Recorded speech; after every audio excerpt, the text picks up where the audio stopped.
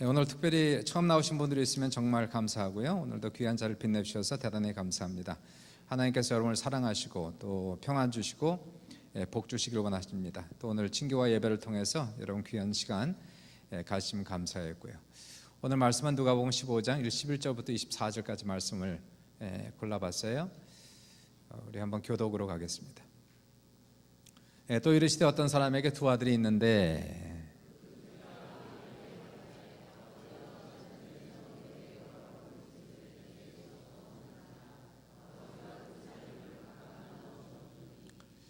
그 며칠이 안 되어 둘째 아들이 재물을 다 모아가지고 먼 나라에 가 거기서 허랑방탕하여 그 재산을 낭비하더니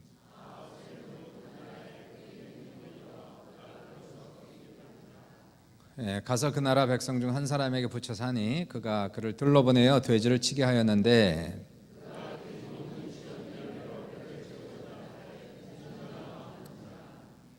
이에 스스로 돌이켜 이르되 내 아버지에게는 양식의 풍족한 품꾼이 얼마나 많은가. 나는 여기서 줄여 죽는구나.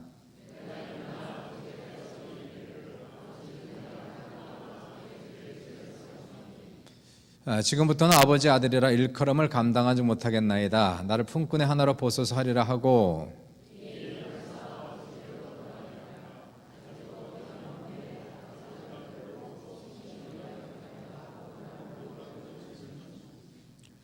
아들이 이르되 아버지여 내가 하늘과 아버지께 죄를 지었사오니 지금부터는 아버지 아들이라 일컬음을 감당하지 못하겠나이다 하나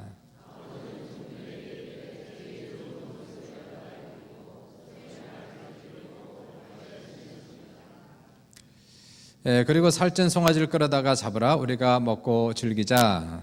이 내 아들은 죽었다가 다시 살아났으며 내가 잃었다가 다시 얻었노라 하니 그들이 즐거워하더라. 아멘. 미국의 초대 대통령을 지낸 조지 워싱턴이 어느 날 실수로 자기 아버지가 가장 아끼던 체리나무를 도끼로 베어버렸어요. 이 아버지가 놀라서 아이를 꾸중하면서 이놈아 그 나무가 얼마나 내가 중요한 건데 그러면서 혼을 내니까 조지 워싱턴이 그제서야 자기가 실수한 걸 깨닫고 아버지께 아버지 죄송해요 몰랐어요. 그랬더니 아버지가 아주 그 아들을 기꺼이 그 자리에서 용서해 주셨답니다. 그 이유는 이 아들이 시퍼런 도끼를 들고 있어서. 오늘 제목은 용서가 되겠어요. 용서. 한번 따라해 보실래요? 용서. 1971년도인데요. 그 뉴욕 포스트지에 피로 해밀이라는 사람이 Going Home이라는 글을 짧은 글을 저렇게 실었어요. 나중에는 이 글이 워낙 유명해서 노란 손수건이라는 이름으로 영화도 나오고 여러분 기억하실는지 모르겠지만 토니 올란도의 그 노란 손수건을 걸어주세요. 혹시 아실지 모르겠습니다. Tie the yellow ribbon around the old oak tree. 그러한 팝송으로 그 차트에 1위를 계속 몇 달 동안 했고요. US하고 UK에서 1등을 한 그러한 노래가 있었습니다. 이 그런 짧은 글인데 한 석 페이지, 3페이지 정도 되는데 이 그런 전과범 빙고라고 하는 사람에 대한 글이 되죠. 이 글을 쭉 읽어보시면은 6명의 젊은 청년들이 뉴욕에서 버스로 올라탔습니다. 아주 마이애미에서 가까운 포트 러더데일이라고 하는 곳으로 가는 시어버스를 저렇게 잡아탔어요. 이 청년들이 이 더운 플로리다에 있는 그 지역에 가기 위해서 여행을 하면서 즐겁게 버스 안에서 떠드는데 그 청년들 앞에 빙고라고 하는 사람이 꼼짝도 하지 않고 앉아 있는 거예요. 버스가 중간에 휴식을 할 때에도 빙고는 내리지도 않고 슬픈 표정으로 침울한 표정으로 침묵만 지키고 있어요. 이 젊은 청년들이 앞에 있는 사람에 대해서 궁금해지기 시작했습니다. 그래서 그 중에 여자 하이 하나가 그 빙고 옆에 앉아서 말을 붙이기 시작하죠. What's your name? 이름이 뭐예요? 빙고. 짧은 대답이었습니다. 우리는 저 플로리다까지 가는데 당신도 거기까지 가세요? 글쎄 아직 잘 모르겠습니다. 어디 가시는데요? 저 지금 집에 가는 길입니다. 결혼하셨어요? 전에는 결혼했는데 지금은 잘 모르겠습니다. 이상한 대답을 해서 그 여자아이가 궁금해하니까 빙고가 천천히 아주 천천히 힘들게 말을 이어가기 시작했어요. 사실 원래 나는 아내가 있었고 3명의 아이가 있었는데 너무나 큰 죄를 범해서 지난 4년 동안 뉴욕 감옥에 있다가 지난주에 풀려났어요. 제 아내는 아주 좋은 여자입니다. 제가 감옥에 있었을 때에 제 아내에게 편지를 보냈습니다. 내가 오랫동안 집에 갈 수 없으니까 여보, 너무 힘들고 참을 수 없으면 그냥 나를 잊어버려도 돼. 다른 남자와 결혼해도 나 이해할 수 있어. 그리고 답장을 쓰지 않으려면 안 써도 괜찮아. 그런데 진짜 3년 반 동안 정말로 답장이 없습니다. 이 젊은 아이가 묻죠. 아니 그러면 당신 아내가 지금 집에 지금 살고 있는지도 모르고 다른 남자가 재혼했는지도 모르고 지금 집에 간다는 겁니까? 네. 저는 지금 지난주에 감옥에서 출소해서 나오자마자 아내에게 편지를 썼습니다. 우리는 브런스윅에 사는데 그 브런스윅 동네 입구 버스가 지나가는 길가 큰 곳에 아주 오래된 큰 참나무가 서 있습니다. 여보, 만약에 나를 용서하고 다시 받아줄 수 있다면 그 나무에 노란 손수건 하나만 걸어줘. 그럼 내가 버스에서 내려서 집으로 갈게. 그렇지만 나를 원치 않았다면, 혹시 재혼했다면, 잊어버리기 원한다면 나 이해할 수 있어. 손수건 없으면 나 그냥 계속 버스를 타고 내려갈게. 이 얘기를 들으니까 여자애가 너무 놀라는 거예요. 와, 연발하죠? 이 여자애가 다른 청년들에게도 빙고 얘기를 들려주었어요. 청년들은 이 빙고의 삶에 관심을 갖기 시작했고, 이 사람은 또 가는 길에 청년들에게 자기 아내의 사진과 3명의 아이의 사진들도 보여주었습니다. 이제 브런스윅까지 30km가 남았어요.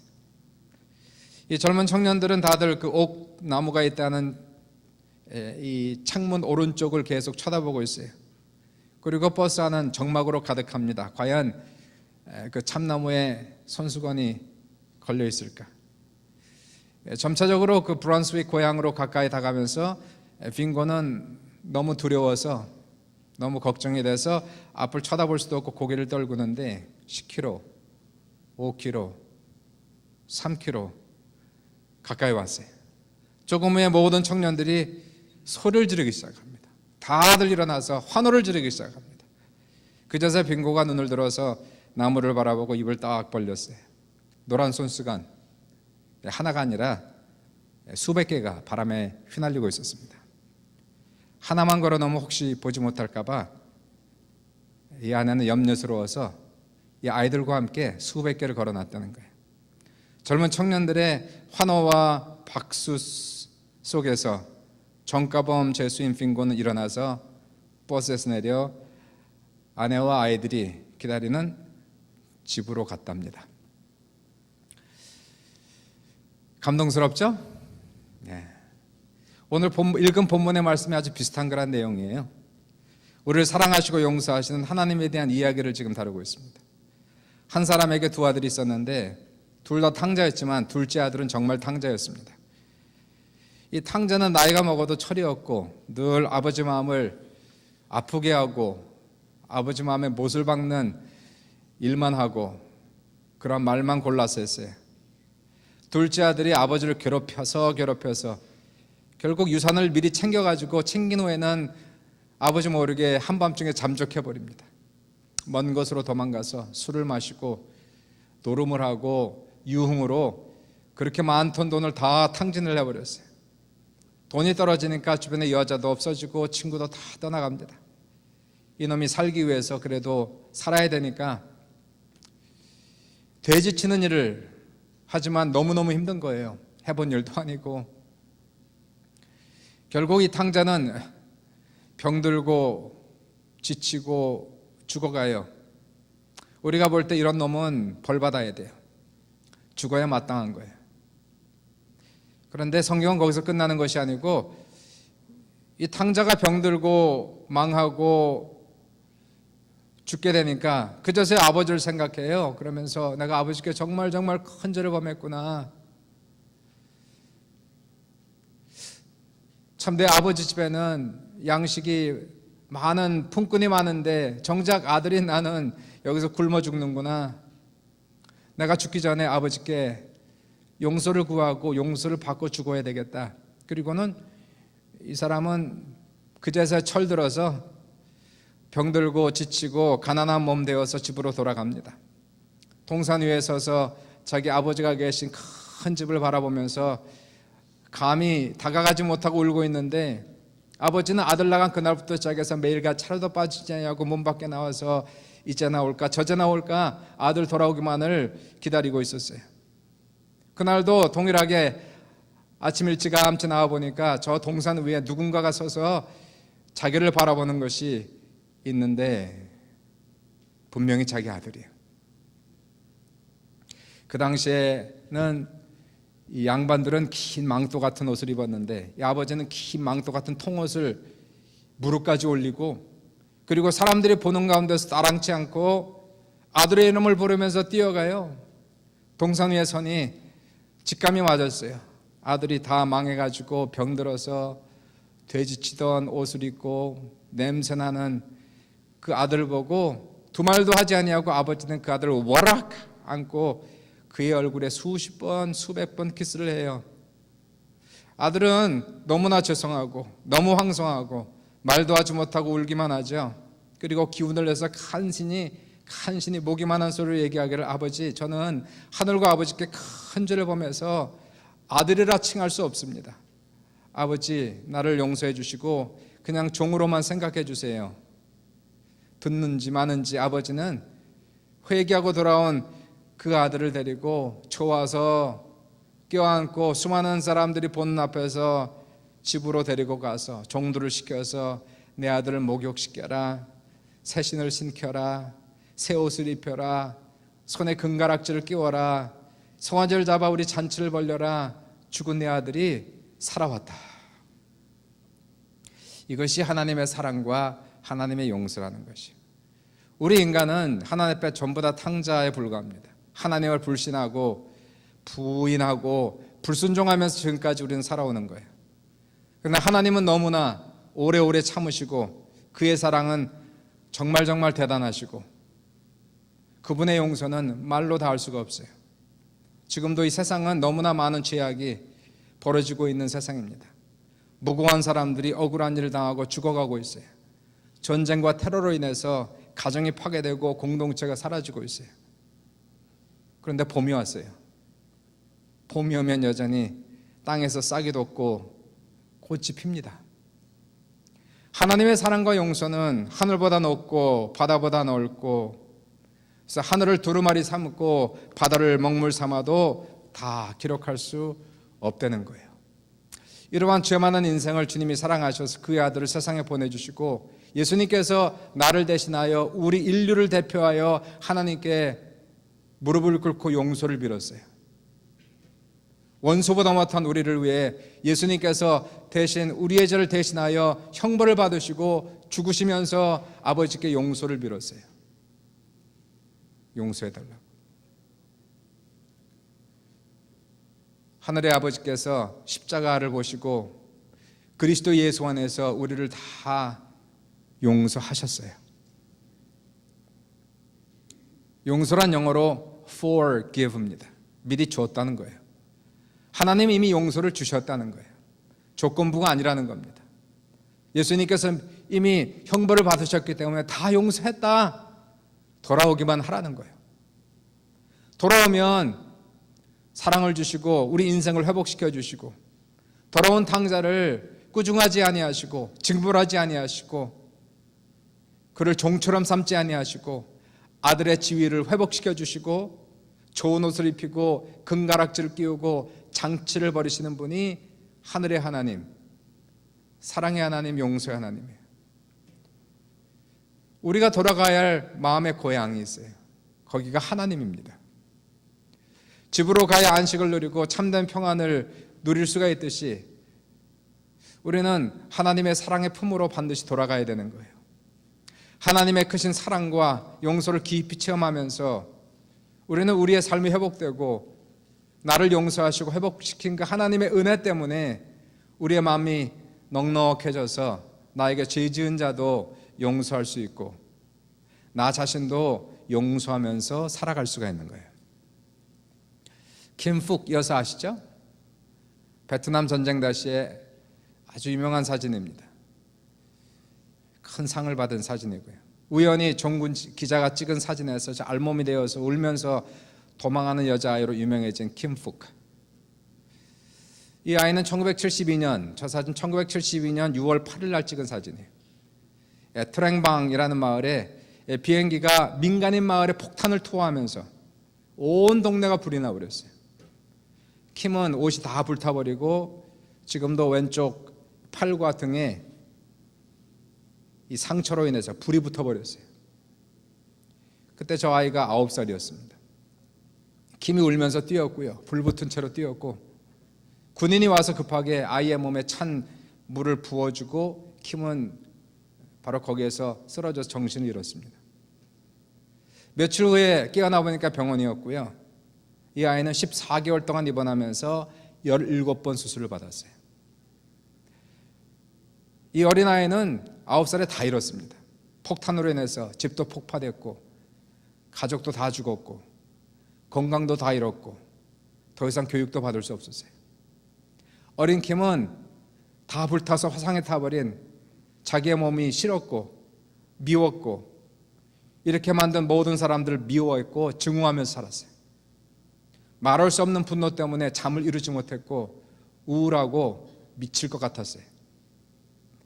이러한 킴은 낮이면 도서관에 가서 종교 서적을 읽었습니다. 인생의 목적이 무엇인지, 과연 내 인생의 목적이 있는지를 발견하려고 많은 종교서를 읽다가 그러다가 우연히 읽게 된 책이 성경책이었어요. 그리고 성경 읽다가 킴은 놀라운 것을 발견했어요. 하나님의 아들 예수 그리스도가 억울하게 모함을 당하고 제자들에게 배신을 당하는 그런 모습을 읽었어요. 십자가에 처참하게 피 흘려 죽어가면서도 예수 안에는 미움도 없었고 분노도 없었어요. 오직 용서만 있었어요. 이러한 예수를 발견하고 너무나 큰 감동을 받아서 1982년도 크리스마스 때에 킴은 눈물을 흘리면서 예수 그리스도를 구주로 영접했고 놀라운 변화를 체험했습니다. 하나님이 킴에 가르친 것은 용서의 레슨을 가르쳤어요. 킴도 하나님께 큰 죄인이었는데 이러한 죄인을 용서한 주님의 은혜에 감사하면서 하나님께서 킴의 마음속에 다른 사람들도 용서하라는 마음을 주셨어요. 물론 용서가 쉽게 되지 않았습니다. 하루아침에 이루어진 것도 아니고 쉬운 것도 아니었지만 하나님이 주시는 그러한 은혜의 힘을 힘입어서 그리고 자신을 이렇게 불안하게 만든 그 모든 사람들을 십자가 은혜로 용서했어요. 그리고 나서 주님 안에서 진정한 자유를 누릴 수가 있었습니다. 김푹 여사는 지금 토론토에 삽니다. 김푹 파운데이션을 만들었고요. 그리고 이 사진 한 장 때문에 베트남 전쟁 자체에 참상을 하려는 유명 인사가 되어서 지금도 어딜 가든지 용서의 메시지를 전하고 있어요. 1996년도 워싱턴에서 월남전 기념식 제막식이 있었을 때에 김푹 여자가 초청되어서 연설을 하게 됐습니다. 용서에 대한 얘기를 하면서 그러면서 이러한 얘기를 해요. 민간인 마을에 폭탄을 투하한 비행기 조종사를 언젠가 만나게 되면은 나는 그 사람을 용서 안아줄 겁니다. 그런데 갑자기 놀라운 일이 발생했죠. 어떤 사람이 벌떡 일어나는 거예요. 그리고 나서 소리를 지르면서 김푹 여사님 죄송합니다.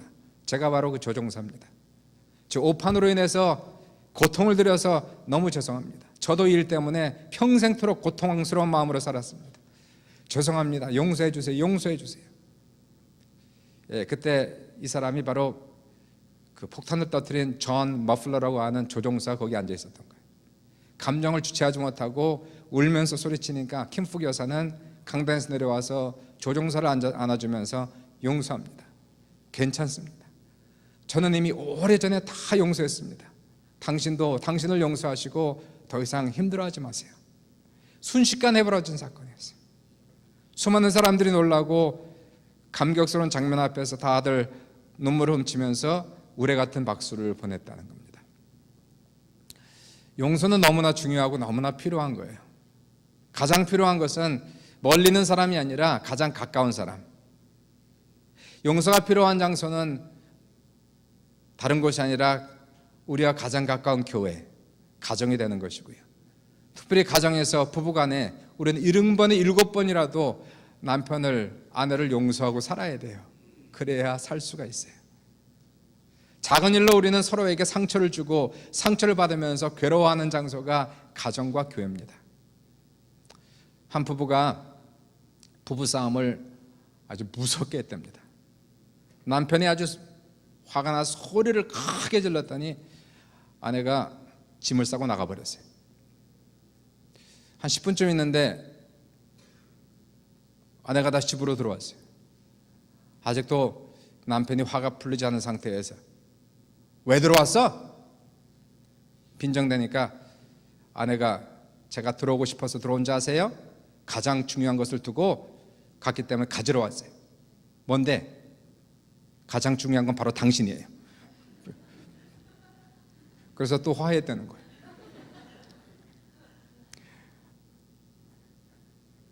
가장 가까운 사람들. 세상에서 가장 필요한 건 용서예요. 죄 때문에 죄책감을 가지고 사는 사람들은 용서를 받아야 돼요. 분노와 미움 속에 살아가는 사람들 용서해줘야 돼요. 이 죄라는 것, 죄책감이라는 것이 마치 큰 돌덩이가 가슴에 있는 것과 똑같습니다. 회개하고 용서를 받으면 하나님께 용서받고 사람에게 용서받으면 마음의 자유를 얻을 수 있어요. 또 내가 누군가를 용서하면 분노의 돌덩이로부터, 미움의 돌덩이로부터 우리는 자유함을 받을 수 있어요. 투레 목사님이라고, 조지 투레 목사님인데요, 미국 달라스 제일 침례교회 30살에 담임 목사님이 되셔서 돌아가시던 77세까지 한 교회에서 47년 동안 목회하신 대단한 분이고요. 이분이 처음에 30세에 담임 목사가 되었는데 처음 부임하자마자 바로 그 얼마 있지 않아서 이 경찰서장의 초청으로 새 사냥을 갔다가 이 투레 목사님은 사냥도 잘 모르고 총도 잘 모르는데요, 이 오발로 총알이 경찰서장의 다리를 관통을 해버렸어요. 그리고 이 경찰서장은 그 총상으로 인한 사이드 이펙트로 해갖고 그 다음날 심장마비로 죽었습니다. 이 투레 목사는 나이 30에 자기 인생 다 끝난 거예요. 경찰서장을 죽였어요. 사람을 죽인 목사, 죄책감을 느끼고 이분은 목회를 접으려고 결정했습니다. 그리고 사표를 교회에 던졌어요. 나 친구들과 성도들이 만류하고 계속 목회하라고, 실수라고 고민을 하다가 친구와 성도들이 만류해서 계속 목회하기로 결정하고, 그리고 47년을 그 교회에 있었어요. 특별히 이분이 설교할 때, 용서에 대한 설교를 할 때면 사람을 죽인 목사를 용서한 교회에 감사했고, 경찰서장을 죽여서 괴롭게 한 가족들, 항상 그 감동으로, 뼈아픈 그 아픔으로 인해서 눈물을 흘리면서 용서에 대한 설교를 했다는 거예요. 이분이 47년 한 교회에서 목회하면서, 이분이 그 교회 갔을 때 715명이었는데 이분이 돌아가시던 해 44년 7,800명으로 성장했습니다. 47년 동안 목회하고 뼈암으로 더 이상 설교할 수가 없어 사표 제출했지만은 교회 측에서는 목사님을 사랑해서 돌아가실 때까지 사표를 수리하지 않았대요. 1944년 돌아가셨습니다. 그리고 이분 다음에 오신 분이 크리스웰 목사. 크리스웰 목사, 이분은 47년 저 교회에서 목회하시고, 크리스웰 목사는 저 교회에서 50년을 목회하셨어요. 한 교회에서. 크리스웰 목사가 들어갔을 때 7,800명, 그리고 그분이 은퇴할 때 28,000명이 되는 메가 처치가 됐습니다. 실수, 그것이 고의적이 될 수도 있고요, 아니면은 실수가 될 수도 있어요. 그러한 것들을 우리가 용서하지 않으면, 용서해 주지 않으면, 내가 용서받지 않으면, 그러면 이 엄청난 하나님의 일들을 우리는 감당하지 못합니다. 우리는 다 죄인이지 죄인이 아닌 사람이 어디 있어요? 하나님의 용서가 필요한 죄인이고요, 우리 주님께서 십자가 돌아가신 것은 바로 우리의 죄를 용서하시기 위해서 돌아가셨기 때문에, 누구든지 지금이라도 하나님께로 돌아가기만 하면 모든 죄는 없어지는 거예요. 죄가 없어지고 죄책감으로부터 자유케 되고 우리는 우리 인생이 회복되는 것이고요. 이러한 용서의 능력을 받은 사람은 우리에게 상처를 준 사람들, 우리에게 죄 지은 사람들도 용서할 수 있는 힘이 생기는 것이고요. 비로소 우리는 분노로부터, 슬픔으로부터, 미움으로부터, 좌절로부터, 우울감으로부터 우리는 자유케 될 수 있는 능력이 용서 안에 다 들어가 있는 거예요. 여러분 스스로를 용서하십시오. 남편도 아내도 용서하십시오. 부모도 자식도 용서하십시오. 성도들도 용서하십시오. 그 모습이 하나님의 모습이고 그 모습이 예수의 모습이에요. 오늘도 이 시간에 주님의 용서의 은혜가, 용서의 능력이 우리 모두에게 넘칠 수 있기를 주님의 이름으로 축원합니다. 좋으신 아버지